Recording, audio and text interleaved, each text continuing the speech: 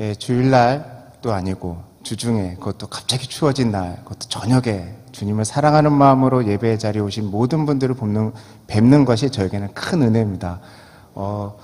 목사님도 놀라셨다 하지만 저도 놀랐습니다. 예, 찬양팀에서 박수치면서 찬양한 거를 본 적이 생각해보니까 없었던 것 같습니다. 예, 여러모로 약수교회는 저에게 큰 기쁨이 되는 것 같습니다. 제가 목사 돼서 가장 큰 기쁨이 뭐냐면요, 딱 요때 네, 설교 중에 졸지 않는 이 가장 밝은 얼굴로 있을 그때의 모습을 제가 혼자 다 본다는 겁니다. 우리 그 밝은 얼굴로 좌우에 계신 분들을 축복하면서 이렇게 인사했으면 좋겠습니다. 하나님께서 우리와 함께 하십니다.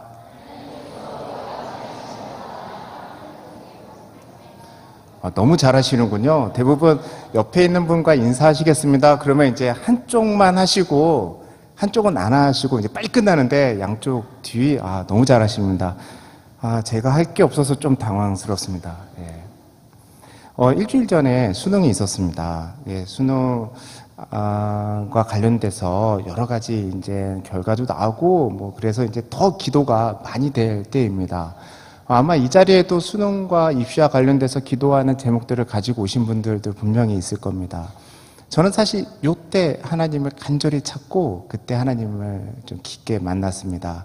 그 기도가요, 하나님의 은혜 가운데 하나님을 만나는 그 축복으로 이루어지기를 바랍니다. 내가 갑자기 왜 수능 얘기를 꺼냈냐면요, 그 수능을 이렇게 보다가요, 요번에 수능이 매우 어렵다고 합니다. 그래서 누가 이렇게 카톡을 보내줬어요.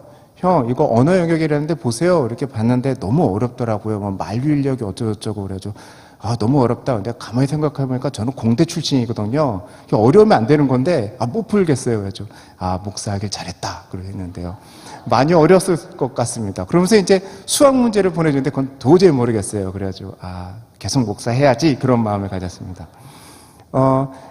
우리가요, 수능이 없고 입시가 없으면요, 학교 생활이 너무 좋아요. 저는 고등학교 때요, 도시락 2개를 싸가서 하나는 1교시 끝나기 전에 먹고 또 하나는 3교시 끝나고 나서 먹고, 점심시간에는 나가서 놀고 저녁은 짜장면 먹고 떡볶이, 이게 삶의 낙이었어요. 그러면서 성적은 바닥을 기고 그러다가 예수님의 은혜로 정신 차리게 되었는데요, 입시가 없고 수능이 없으면 학창시절은 정말 추억으로 가득합니다. 근데요, 그게 있어요. 있는 걸 어떻게 할 수가 없어요. 그 입시가 있고 마지막에 있는 걸 알면요, 학창생활은요, 추억 쌓는 걸로 끝나지 않습니다. 내가 해야 될 일이 있고요, 시험을 또 봐야 되고 오늘 해야 될 일 가운데 열심히 하게 됩니다. 뭔가 준비하게 됩니다. 근데 이게요, 인생도 똑같아요. 인생의 마지막이 없다, 그냥 살다 이제 잘 된다 그러면요, 뭐 신나게 지내는 거죠. 추억 쌓고 뭐 남들 하는 대로 하면 됩니다. 그런데 마지막이 있어요. 오늘 성경 말씀에 31절에 이렇게 말씀하십니다. 인자가 자기 영광으로 모든 천사와 함께 올 때에 자기 영광의 보좌에 앉으리니 모든 민족을 그 앞에 모으고 각각 구분하기를 목자가 양과 염소를 구분하는 것 같이 하여 양은 그 오른편에 염소는 그 왼편에 두리라. 예수님께서요, 심판과 관련돼서 분명하게 말씀하십니다. 인자니까 예수님 본인을 얘기하시면서 모든 천사와 함께 올 때 영광의 보좌에 앉아서 딱 나눈다고 합니다. 제가 이 말씀 전할 때마다 이게 좀 마음이 불편한 게, 오른쪽 왼편에 갈라져 있어서 괜히 오른쪽에 계신 분 왼편에 하시면 그런 거 신경 쓰지 마시고요. 그때는 어떻게 될지 몰라요. 다 좋은 쪽에 가 있을 테니까 걱정하지 마시고요. 심판이 있다는 게 중요합니다. 수능이 있는 걸 알면요, 1학년, 2학년, 3학년이요 그냥 지내지 않아요. 요즘에는 초등학교 때부터 노력하죠. 마지막 심판이 있는 걸 알면요, 우리 인생은요 좀 달라집니다. 그런데요, 수능하고 우리 마지막 심판하고요 결정적으로 다른 게 오늘 본문입니다. 수능 문제는요 몰라요. 진짜 문제를 받아볼 때까지요 절대 유출되지 않습니다. 모의고사를 봐도요 예상 문제일 뿐이에요. 옛날에 있었던 문제, 뭐 아니면 선생님들이 그냥 생각한 문제예요. 유출된 문제는 없어요. 그런데 오늘 본문은 어떻게 되는가? 하나님의 심판은 조금 이상하게 문제를 다 알려주세요. 여러분, 학창시절에 공부 어떻게 하셨습니까? 저는 이렇게 성실한 학생은 아니었어요. 성실한 학생은요, 교과서를 수업 시간에 잘 듣고 예습복습 숙제를 하고 그 다음에 다 참고서 보고 문제집 풀고 이렇게 가는데, 저는 제 주변에 있는 친구들도 다 성실하지 않았어요. 문제집부터 보면서 답지를 펼쳐놓고 맞춰봐요. 그리고 관련돼서 모르는 걸 참고서로 역추적해 가요. 네, 죄송합니다. 좀 그렇게 지냈습니다. 그런데요, 학업하고 상관없이 오늘 심판과 관련돼서 마지막에 예수님이 무엇을 심판하실지를 다 알려주신다면 그럼 우리의 삶은 조금 달라지겠죠? 그 심판 문제가 뭔지 알고 오늘 하루를 살아가고 그거에 맞춰서 오늘 하루하루의 삶과 신앙과 내가 앞으로 어떻게 살아갈지를 맞춰가지 않겠습니까? 그게 오늘 본문입니다. 오늘 문제가 어떻게 되는지 한번 34절부터 36절까지의 말씀을 제가 읽어보겠습니다. 그때 임금이 그 오른편에 있는 자들에게 이르시되 내 아버지께 복받을 자들이여 나와 창세로부터 너희를 위하여 예비된 나라를 상속받으라. 내가 줄일 때에 너희가 먹을 것을 주었고 목마를 때에 마시게 하였고 나그네 되었을 때 영접하였고 헐벗었을 때에 옷을 입혔고 병들었을 때에 돌보았고 옥에 갇혔을 때에 와서 보았느니라. 이렇게 말씀하십니다. 예수님의 시험 문제는 무엇입니까? 여기서요 6가지가 나옵니다. 줄인 자를 먹이고 목마른 자를 마시게 하고 나그네를 영접하고 옷이 허름한 자를 입히고 병든 자를 돌보고 옥에 갇힌 자를 찾아가고. 어떠세요? 마지막 심판에 나올 문제 예상한 거하고 어떻게 좀 잘 맞으세요? 여러분 여기서요 크게 두 가지를 제가 전하고자 합니다. 뭐냐면 첫 번째는요 한다입니다. 한다. 이게 쉬운 것 같은데요 가만히 내 신앙을 이렇게 맞춰보면요 우리 생각할 게 있어요.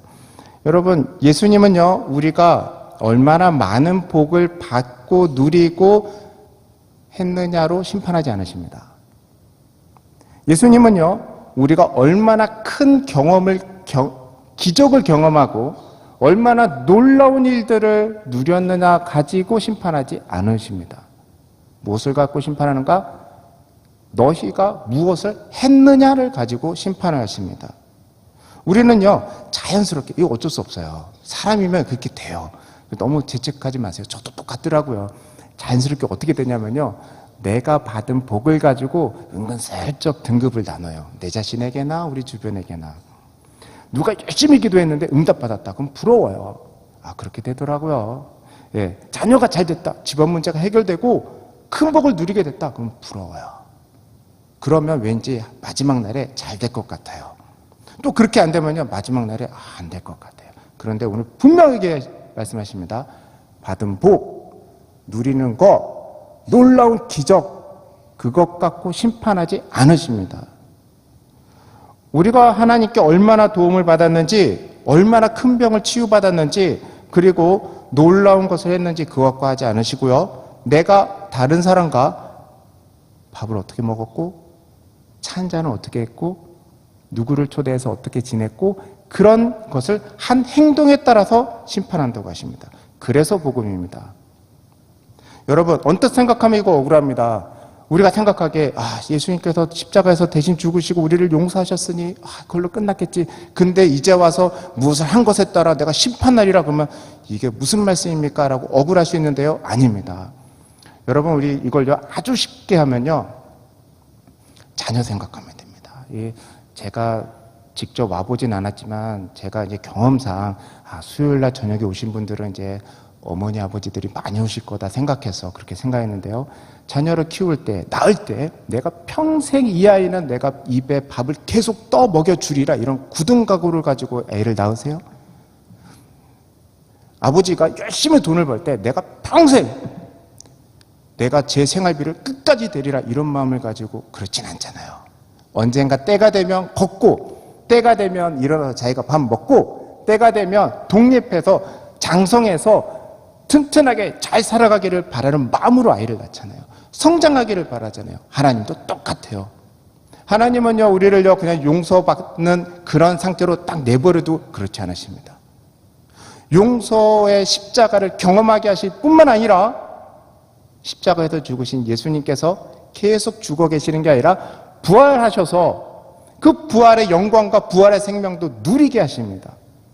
십자가의 용서와 함께 부활의 영광과 생명 가운데 우리도 이 땅 가운데 예수님께서 하신 만큼 성장해서 자라게 해서 예수님처럼 선행을 할 수 있는 사람으로 이끌어 가십니다. 그래서 복음입니다.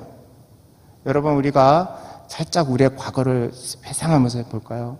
아, 누구 용서했어요? 용서만 해. 안 만나. 밥 안 먹어. 예, 뭐 굳이 누구 관계 따질 것도 없는데 제가 부부 관계를 가만히 생각해 보면요, 예, 그게 절실히 깨닫더라고요. 그 냉랭한 거. 이제 애들 앞이라서 이제 뭐 아닌 척도 못 하겠어요. 애들이 먼저 알아요. 여러분, 진정한 용서와 화해는 무엇입니까? 그래, 용서할게, 그걸로 끝납니까? 아니죠. 같이 또 즐겁게 지내는 거 아닙니까? 하나님은요, 그래서 우리에게 이것을 복음으로 주시는 겁니다. 사실 이건요, 우리에게요, 어떤 또 다른 은혜를 주시냐면 두 번째가 있는데요. 두 번째 하기 전에 혹시 이것과 관련돼서 마음이 어려우신 분이 계실까봐 한번 짚고 넘어가겠습니다. 제가 이것과 관련돼서 믿음의 행동과 관련돼서 늘 은혜를 받는 구절이 있는데요. 그 에스겔서에 있습니다. 에스겔서에 구약 에스겔 선지자가 36장에 이렇게 얘기합니다. 또 새 영을 너희 속에 두고 새 마음을 너에게 주되 너희 육신에서 굳은 마음을 제거하고 부드러운 마음을 줄 것이며 또 내 영을 너희 속에 두어 너희로 내 율례를 행하게 하리니 너희가 내 규례를 지켜 행할지라 입니다. 신약의 언어, 우리에게 일상의 신앙의 언어로 바꾸면 어떻게 되냐면 성령 충만한 걸로 그냥 끝나느냐? 아니라는 겁니다. 하나님의 영으로 내 마음만, 품성만 깨끗해지고 새로워지느냐? 아니라는 겁니다. 규례대로 행하게 하신다는 겁니다. 규례를 지키게 하신다라는 겁니다. 성령님을 주신 이유는요, 단지 마음의 감동, 내 감정의 평화, 내 이성에 있는 정리된 지식들에서 끝나지 않습니다. 여러분, 이걸요, 혹시나 더 오해하실까봐 한 가지 좀 쉬운 걸로 보면, 우리 기도할 때 어떻게 기도하죠? 주님, 제 마음에 평안만 주세요. 그냥 아무 일도 안 하셔도 되고, 일은 안 하시되 그냥 마음에 평안만 주세요. 말씀만 주세요. 나머지는 안 해. 이렇게 기도 안 하잖아요. 주님, 이거 문제 좀 해결해 주세요. 그러잖아요. 우리는 하나님께 이렇게 얘기합니다. 행동해 주세요. 일어나 주세요. 일어나서 해 주세요. 라고 합니다. 그런데 우리는 반대로 하나님 앞에 행동? 그건 안 하려. 그렇다면 이상한 거 아니겠습니까? 하나님은요, 우리의 아버지 되십니다. 아버지는요, 자녀가 온전하길 바랍니다. 온전해서 아버지처럼 성장하고 일어나서 남들과 함께 또 다른 생명을 품어내길 원하십니다. 그 아버지의 마음으로 우리에게 늘 새롭게 하십니다. 그러니 행동에 따라 심판하신다는 건요, 축복입니다. 하실 수 있는 능력, 새 영, 새 마음 주신다고 약속하셨으니 우리는 무엇을 바라보는가? 주님, 더 큰 은혜를 주시옵소서.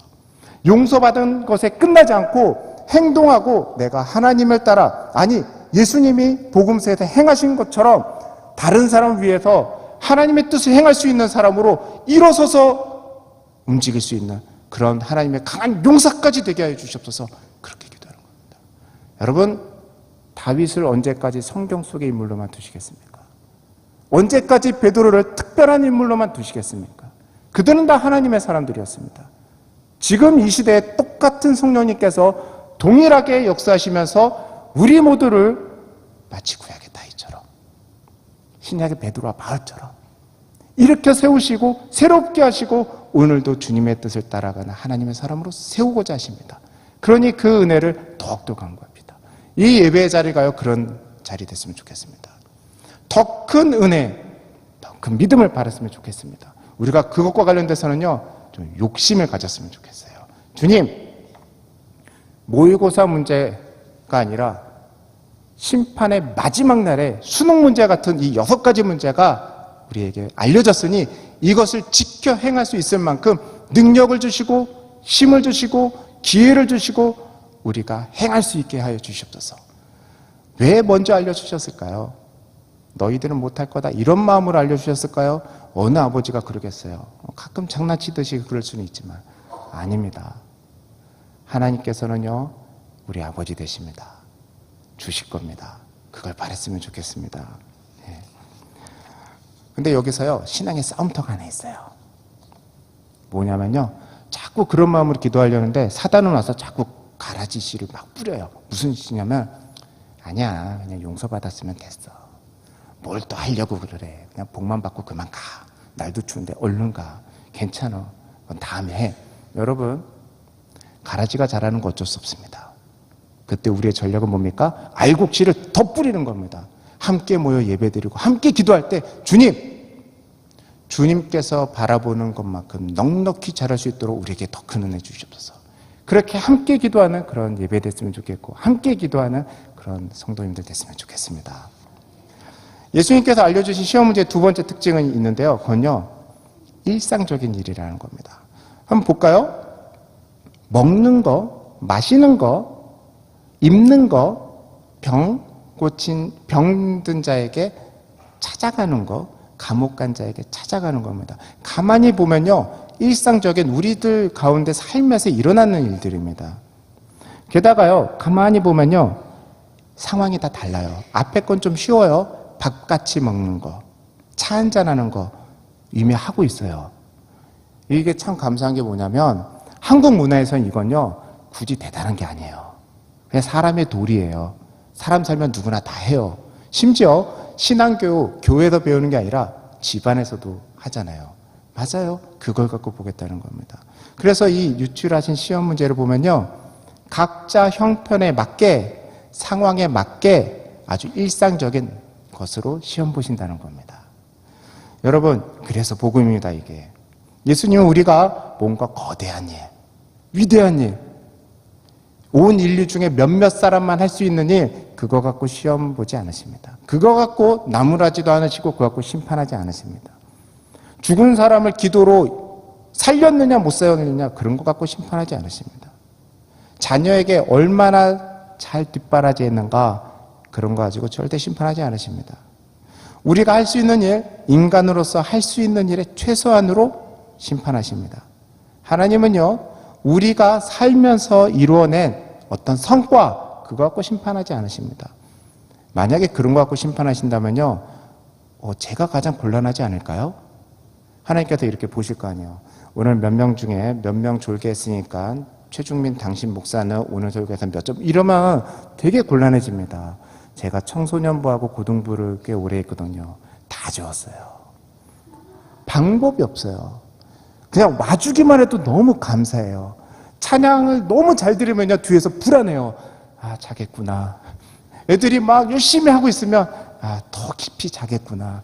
그래가지고 언제나 한 번은 사탕을 나눠주면서 얘들아, 이제 오늘 설교할 건데 사탕을 먹으면서 해도 된다. 그랬더니 그건 경건하지 않은 것 같아서 안 할래요. 그리고 깊게 자요. 내버려뒀어요. 좀 몇 년 지났더니 제가 노하우가 생겨서 어떻게 했냐면, 자라, 괜찮다. 아무리 봐도 얘네들이 20분 지나면 눈을 떠요. 그래서 설교를 40분으로 확 늘려놨어요. 마음껏 자라. 너희들 자고 일어나면 내가 요점 정리해줄게. 괜찮다. 그러면 교사들에게는요, 쪽집게 과외를 시켜놨어요. 분명히 못 알아들을 거다. 설교의 요점이 뭐냐, 묻지 말아라. 내가 못 깨우겠다. 여러분, 만약에 애 재우는 것 가지고 하나님께서 심판 목록 가운데 딱 있으면요, 저는 매우 곤란해집니다. 이 말씀이 얼마나 큰 은혜가 되는지요. 여러분, 이게 너무 힘들어요. 예, 하나님은요, 누구나 할 수 있는 일 수준으로 우리에게 심판하신다는 겁니다. 그래서요, 신앙의 싸움터가 또 있어요. 뭘까요? 사단은 또 가라지를 열심히 뿌려요. 하나님을 만족시켜야 돼. 너 그것 갖고 되겠니? 더 열심히 해야지. 저쪽 분은 저렇게 열심히 하는데 너도 해야 되지. 가라지를 계속 뿌려요. 그것의 기본 베이스는 뭔가, 그 가라지 씨앗이 맺는 열매는요, 그냥 뻔해요. 두려움, 불안, 경쟁, 딱 이거예요. 우리 신앙에요, 뭔가 살짝 불안하고 마지막 날이 불안하다면 우리 다시 한번 되돌아봤으면 좋겠습니다. 정말 예수님께서 십자가에다 대신 죽으신 예수님께서 마지막 날을 그렇게 심판하지 않으십니다. 오늘 누구나 할 수 있는 일 갖고 있습니다. 감사하게 밥을 무엇을 먹어야 된다라고 따지지 않으셨어요. 물을 마셔야 되는지 비싼 호텔 커피를 마셔야 되는지 그런 것도 안 하셨어요. 각자 형편에 맞게 그렇게 하셨습니다. 여러분, 우리는요, 근본적으로 하나님을 만족시킬 수 없는 존재들입니다. 하나님은 우리에게 성과나 경쟁이나 불안, 만족시켜라 그렇게 하지 않으십니다. 내가 힘을 줄게, 내가 도와줄게, 내가 할 수 있는 것 중에 그냥 하면 된다. 그렇게 심판하시겠다고 작정하신 분입니다. 자, 이제 문제가 뭔지 다 아시겠죠? 다 아실 수 있으시겠죠? 자, 이제 이걸로 1부가 마무리되고 이제 2부로 넘어가겠습니다. 이제부터 조금 어렵습니다. 지금까지는 이제 잘 안 주무셨는데 이제부터는 좀 어려우니까 저도 뭐라 하지 않겠습니다. 예. 이제부터 어려운 게요, 이렇게 양쪽으로 딱 나누고 봤는데요, 사람들의 반응이 이상해요. 먼저 의인들의 반응이 이렇습니다. 37절부터 39절에 이렇게 얘기합니다. 이에 의인들이 대답하여 이르되 주여, 우리가 어느 때에 주께서 줄인 것을 보고 음식을 대접하였으며 목마르신 것을 보고 마시게 하였나이까? 어느 때에 나그네 되신 것을 보고 영접하였으며 헐벗으신 것을 보고 옷 입혔나이까? 어느 때에 병드신 것이나 옥에 갇힌 것을 보고 가서 배웠나이까? 하리니, 쉽게 말하면요, 의인들이 기억을 못해요. 예수님은 너희들 너무 잘했다, 너들 나한테 너무 잘해줬다, 먹여주고 마시게 하고 너무 잘했다. 근데 정작 그 사람들이 어리둥절하는 거예요. 한 적이 없는 것 같은데요, 딱 그러는 거예요. 악인들은 어떨까요? 악인들의 이야기는 44절에 나오는데요, 제가 물 마시는 동안 여러분들께서 44절을 대신 읽어주셨으면 좋겠습니다. 하실 수 있으시죠? 44절입니다. 아마 자막은 준비 안 될 수 있으니까 성경책 있으신 분들께서 한번 읽었으면 좋겠습니다. 44절 말씀 함께 읽겠습니다. 시작.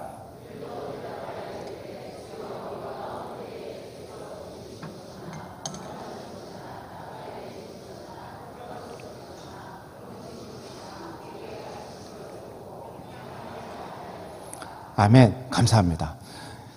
악인들도 비슷한 반응을 보여요.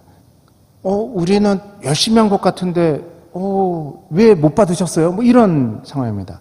둘을 그냥 합쳐놓으면요, 기억이 안 난다는 데 있습니다. 오늘 말씀이 이게 어렵습니다. 함께 먹고 함께 마셨는데, 베푼 사람도 기억이 안 나고요, 안 베풀었다고 혼난 사람도, 이상하다, 난 다 했는데? 이런 상황입니다. 왜 놓쳤을까요? 주님인 줄 모른 겁니다. 그래서 40절에 이렇게 말씀하십니다. 임금이 대답하여 이르시되 내가 진실로 너에게 이르노니 너희가 여기 내 형제 중에 지극히 작은 자 하나에게 한 것이 곧 내게 한 것이라 하시고, 지극히 작은 자 하나에게 한 것이 주님에게 한 것이라는 겁니다. 말씀을 대충 맞춰보면 어떻게 되는가? 하나님께 칭찬받아서 천국 가는 사람들은 내 주변에 작은 자들에게 열심히 같이 밥 먹고 같이 마시고 그랬다는 겁니다. 그러면 악인들은 지극히 작은 자는 빼놓고 누구랑 같이 밥 먹었을까요, 도대체? 누구를 집에 초대한 걸까요? 누구가 아플 때 병원에 간 걸까요? 여기는 답이 없습니다. 그러나 우리는 대충 합니다. 그러나 그건 알 필요 없습니다. 오답은 알 필요 없어요. 정답만 하면 됩니다. 지극히 작은 자가 누군가 성경에서요, 성경학자들이 열심히 연구해 놨습니다. 좁게 보면 어떻게 되는가? 내 형제들 중에, 그랬기 때문에요, 예수님을 따르는 사람들, 제자들, 지금으로 따지면 예수 그리스도의 복음을 전하기 위해서 먹기 힘들고 마시기 힘들고 삶이 좀 곤란해진 사람들, 그 사람들입니다. 여러분 주변에 혹시 선교사님이나 아니면 여러 전도를 위해서, 예수 그리스도의 복음을 위해서 어려움을 겪고 계시는 분이 계십니까? 그분이 오늘 우리 옆에 있는 예수님 맞습니다. 그분과 함께 밥 먹는 축복이 있길 바랍니다. 그분이 오늘 내게 찾아오신 예수님 맞습니다. 오늘 이 지극히 작은 자를 좀 넓게 보는 분들은 어떻게 보냐면 우리 주변에 있는 어려운 사람들이라고 합니다. 그 말씀에 딱 들어맞지 않은데요, 가만히 보면 그런 태도를 갖는 게 좋습니다. 왜냐면요, 의인이나 악인이나 예수님이 누군지 끝까지 몰랐거든요. 모릅니다. 그러니 우리의 삶의 태도는 어떨까요? 저분이, 저 권사님이 예수님이셨나? 저 집사님, 아닌가? 그 골머리 썩히고요, 그렇게 해봤자 못 찾는다는 겁니다. 그러니 우리의 삶의 태도는 어떻게 합니까? 누구든지 내 삶에 부딪히는 사람이라면, 내 마음이 가는 사람이라면, 기도 시간에 누가 떠오른다면 그 사람은 그 사람이구나, 오늘 내게 보내주신 그분 맞구나 라는 겁니다. 어느 신학자 분께서요, 이 말씀을 멋지게 했어요. 심판주이신 예수님께서 우리 주변에 숨어 계신다. 그래서 최후의 심판의 이 모의고사는요, 그냥 날마다 있는 거예요. 문제가 유출돼서요, 마지막 날에 딱 한 번 시험 보는 게 아니라 날마다 있는 거예요. 이 날마다의 시험 가운데요, 우리는 문제도 알고 근데 대상은 누군지 몰라요. 그러니 신앙의 습관으로 만드는 겁니다. 내 주변에 있는 사람이라면 같이 밥 먹고 같이 마시고 초대하고, 이제 집에 가야 되는데 왠지 더 눌러 앉을 것 같다. 그 사람이 예수구나. 그래가지고 자고 가라 그러고. 어려운 말이지만 그렇게 해야 하는 겁니다. 이 말씀과 관련돼서 제게요, 다가온 사건이 있었어요. 안타깝게도 TV 예능에서 은혜를 받았는데요, 저녁에 띵동하고 무례하게 밥 먹는 프로예요. 그런 프로를 안 당하는 게 참 다행인 것 같은데 아마 이따 저녁에 할 겁니다. 해요. 그런데 어느 날 저기 성수동 서울숲 뒤편에 그 빌라촌에 갔어요. 제가 거기 아는데 좀 못 사는 집들이 많아요. 잘 들어보세요. 반지하에 들어서 띵동 벨을 눌렀는데 엄마가 나왔어요. 그리고 뒤에 보니까 아들 셋이 있어요. 자, 여러분, 그 집에 들어가야 될까요? 들어가면 안 될까요? MC들도 눈치가 있지. 어렵게 말을 끝냈어요. 저희 혹시 저녁을 같이 했더니 들어오라는 거예요. 그냥 흔쾌히. 들어가서 밥을 먹었어요. 알고 봤더니 아들이 넷이에요. 9살, 7살, 5살, 2살. 엄마 혼자 있어요. 저 같으면 못 들어갑니다. 오라 해도 안 갑니다. 그런 집에서 신방 오라 그래도 걱정됩니다. 어떻게 해야 되지? 제가 애가 둘이 있는데요, 밥을 어떻게 먹는지 모르겠어요. 근데 어쨌든 시작이 됐어요. 어떻게 그렇게 될 수 있을까? 가만히 봤더니 어머니가요, 한국 사람이 아니에요. 몽골 분이에요. 그 MC가 궁금해서 물어봤어요. 애들도 있고 이렇게 좀 힘들 텐데 어떻게 흔쾌히 오라고 했냐? 그랬더니 그분이 딱 이렇게 얘기하는 거예요. 우리 몽골에서는 손님을 돌려보내는 게 나쁜 겁니다. 라고 그러는 거예요. 제가 그 예능을 좀 잘 봐서 아는데요, 어려워요. 대부분 어떻게 하냐면 상의 좀 해볼게요. 뭐가 없어서 곤란하다는 얘기만 열심히 하고요. MC는 들어가고 싶어서 괜찮다고 저희가 밥하겠습니다 이러는데 여기 완전 반대가 된 거예요. 어서 들어오라고. 여러분, 그걸 보면서 제가 충격을 먹었어요. 이 말씀이 새롭게 보이는 거예요. 이건요, 우리가 알면서 풀어낼 문제가 아닙니다. 신앙의 습관이 돼야 되고 신앙의 문화가 돼야 할 문제입니다. 다음 세대를 위해서 기도하시는 분들 많을 겁니다. 내 자녀도 하나님께 복받는 신앙 갖길 원하는 분들 많으실 겁니다. 우리가 이제요, 말씀 가기도 당연한 거죠. 그러나 그걸로는 아니에요. 우리가, 나뿐만 아니라 우리 가족이, 그리고 우리 공동체가, 우리 신앙인들이 먼저 문화를 바꿔가야 됩니다. 함께 밥 먹는 것이 자연스럽고, 함께 마시는 것이 자연스럽고, 아픈 사람에게 한번 찾아가는 게 자연스럽고, 그런 신앙의 문화를 만들어갈 수 있도록 그렇게 바꿔가는 것이 우리에게는요, 그게 축복입니다. 말씀을 마치면서요, 예수님의 본을 한번 생각해 봤으면 좋겠습니다. 예수님께서 이 말씀 마치시고 뭐 하시냐면요, 하나의 본을 보여주시는데 먹고 마시는 거예요. 최후의 만찬 이야기입니다. 제자들은요, 아무 생각 없어요. 예수님 옆에 누가 될까? 2인자가 누가 될까? 넘버 3가 누구인가? 그거 갖고 눈치 보기 시작해요.